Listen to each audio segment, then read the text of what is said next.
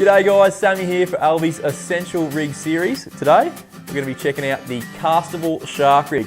Now this is the perfect option if you want to get your arms stretched and tangle with a few knowers. Let's check it out. Now down the business end of this rig I've got myself a nice sturdy 10-0 circle hook.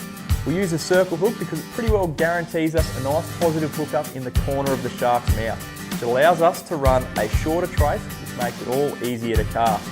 Now to secure the hook, I've created a 5-turn loop, which you make the same way as you'd make a uni knot, and then I've crimped it off there. The beauty of that loop is it makes your rig pretty well fail-safe. It takes a lot of the pressure off the crimp and it stops it from pulling even if it does wiggle its way free.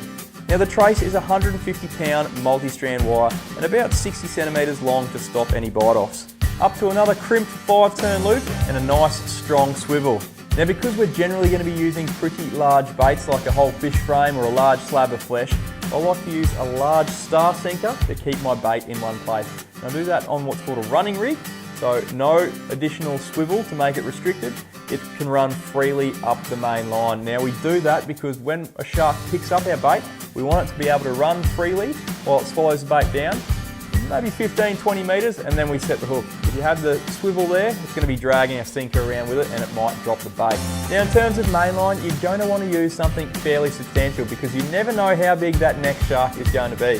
I like to use either a 650 or 700 sized Alvey with about 40 or 50 pound mono.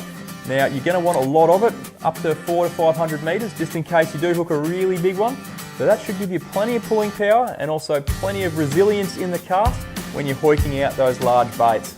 Well guys, I hope this rig accounts for some bent rods and some sore arms. Get out there and get stuck into a few. Cheers.